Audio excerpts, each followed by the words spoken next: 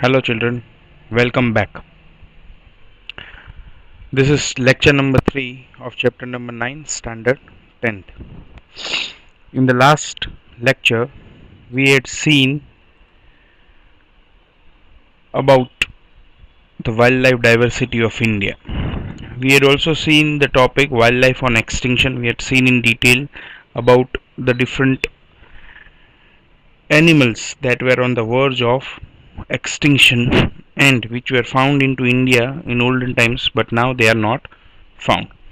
We also saw about the reasons of the destructions of the wildlife, why this wildlife was destructed, what were the main reasons into it, and lately we had also seen about red panda. So today we are going to start from the measures to preserve wildlife. Okay, till now we have seen why the wildlife was destructed and all of the reasons.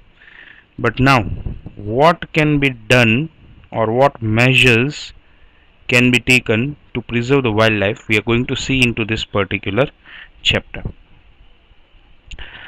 It is necessary to change our attitude and perception towards the forest. See, this is a very important thing. Our attitudes towards the forest. Attitude means our mentality to say it. Usually, all the natural things that we get from the nature is free of cost. We don't pay anything for it, and that's why we take it for granted. So we need to change this particular attitude.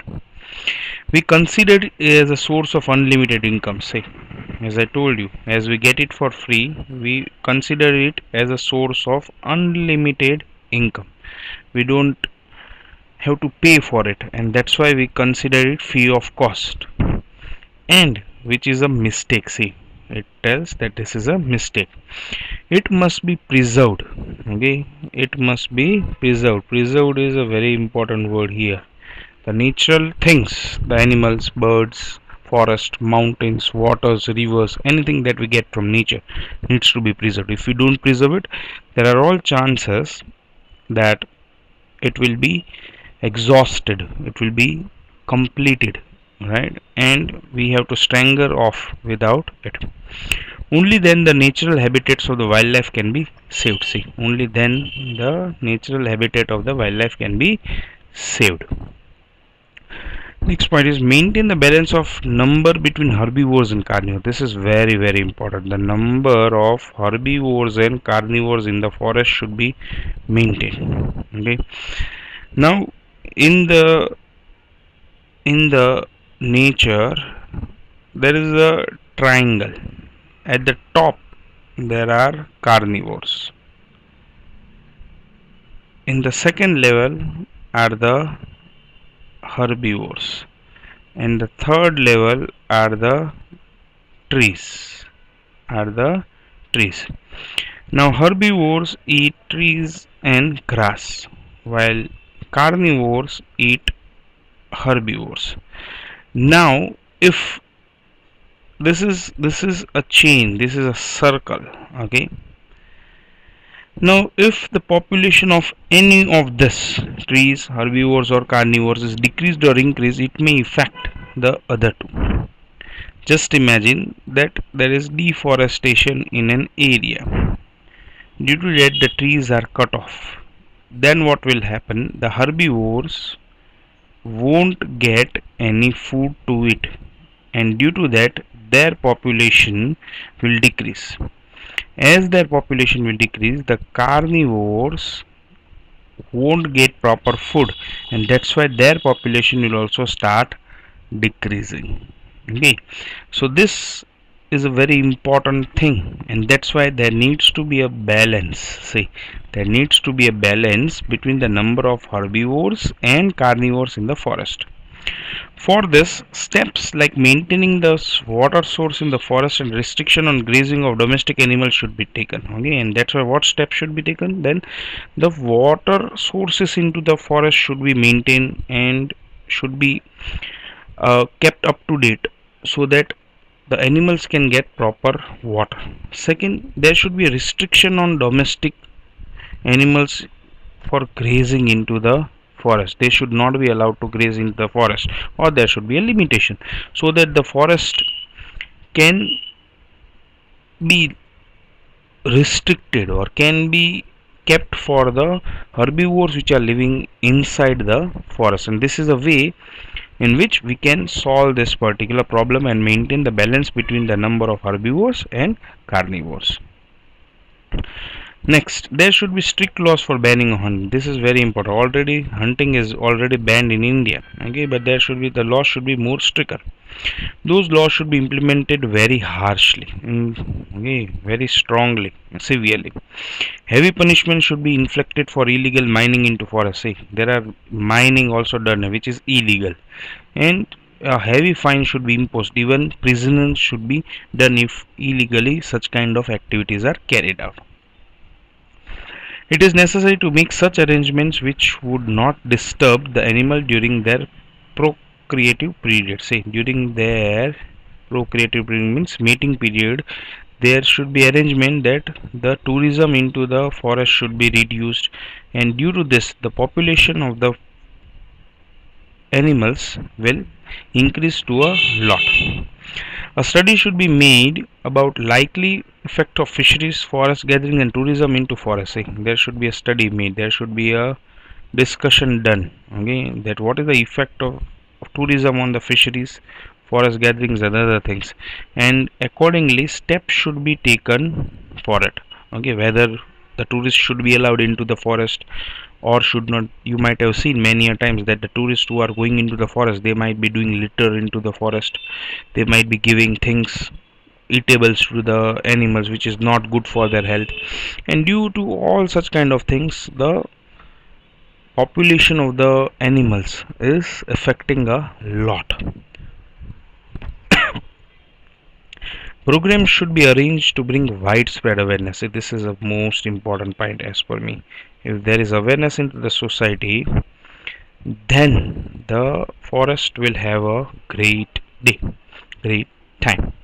Okay, so there should be such kind of programs which should be done so that awareness should into the society can be done, like social forestry is there, okay, then days like the earth day, the forest day should be, or should be celebrated, okay, then drawing competitions should be kept so that children also get idea related to it, and all due to this such kind of programs will bring awareness into the society itself.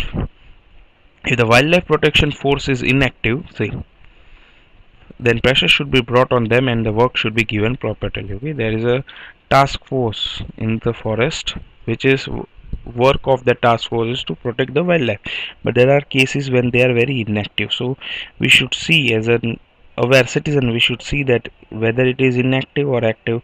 If it is inactive, we should try to get the concern authority, we should bring attention of the concern authority and try to make it active again. Okay,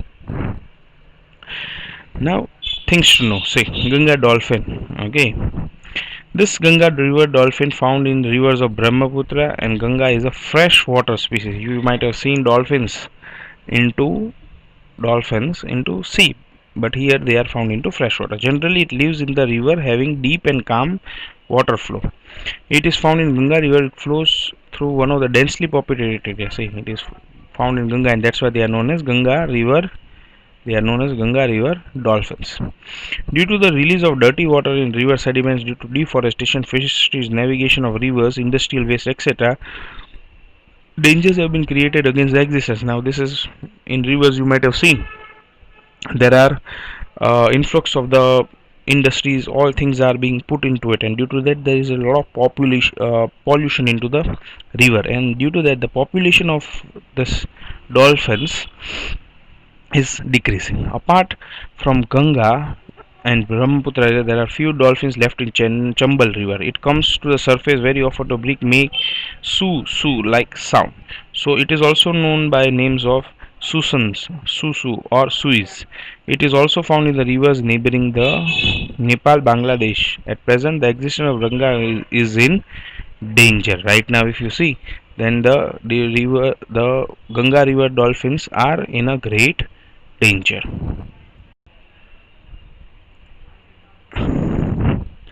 Next, we are going to see is the wildlife protection schemes. The wildlife protection schemes. Government have implemented certain schemes and those schemes are for protection of wildlife or a specific species of wildlife.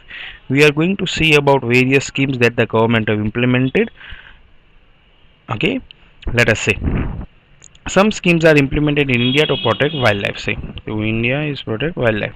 Under these schemes, some projects are started for those animal species which are in danger. Say, now why such programs need to be started? Because there are certain species which are in danger, and due to that there is a special need to protect them. If we'll not take care, then what will happen? Possibly they will extinct in the near future.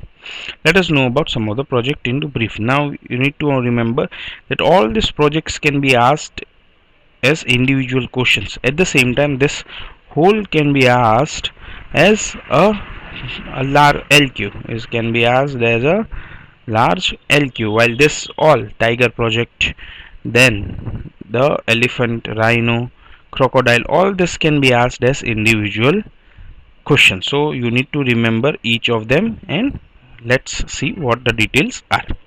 First is tiger project. As per one estimate, there were more than 40,000 tigers in India in the beginning of 20th century. There were 40,000 tigers in the starting of the India.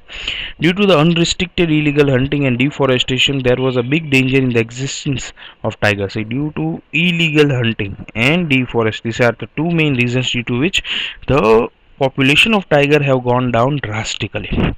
In such circumstances, this project to save tiger was started in 1971. Remember this date, 1971 Tiger Project. Under project, a series of steps have been taken to keep this natural habitat protect and maintain ecological balance of national level. So what is done?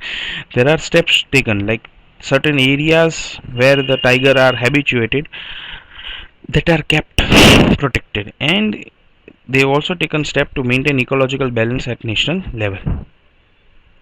Till now, this project is implemented in about 44 regions. See, till now, this has been implemented in 44 regions of India.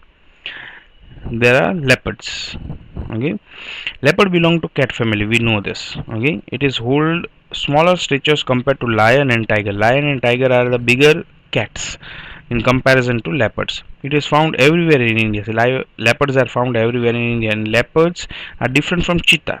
Okay, it is also found in dark black color. See, it is found in dark. It is found in large number in forest of Gujarat. Okay, in Gujarat there are large number into of leopards. If often comes to human settlement, you might have heard or seen videos where leopards are found into human settlements and cities, where they come and they are putting their life into danger. At the same time, life of the uh, people also into danger. See, this is what my point was. People unknowingly call it cheetah, but this is no cheetah. Now what is the main difference between cheetah and leopard? Okay, then if you see, then here the leopard have a cluster of dots.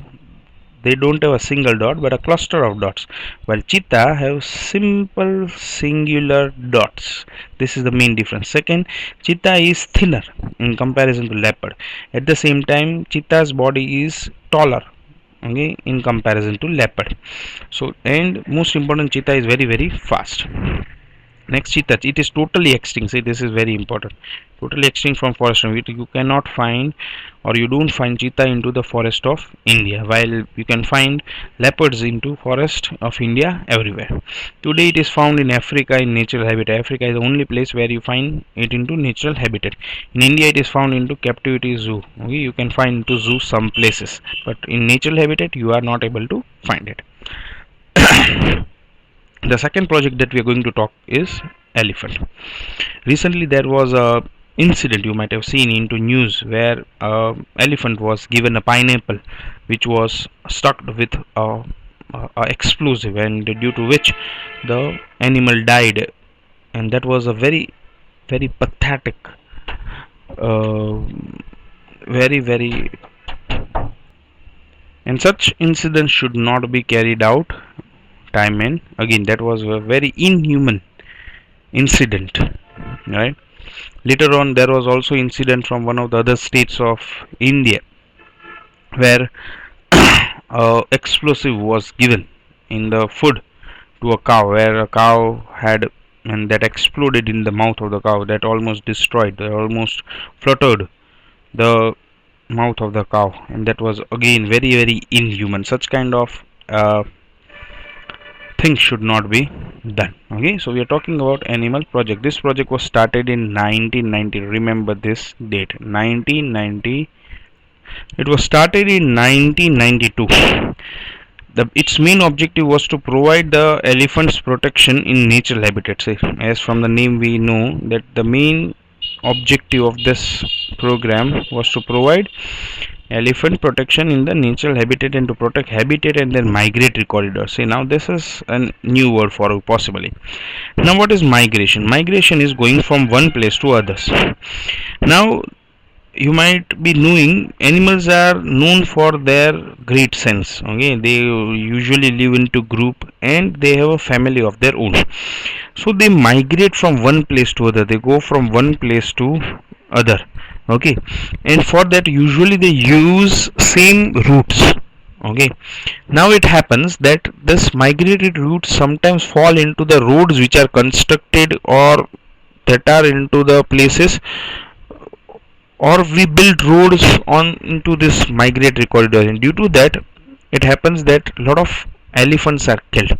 There are incidences where animals are crossing the rail routes and the train hit them.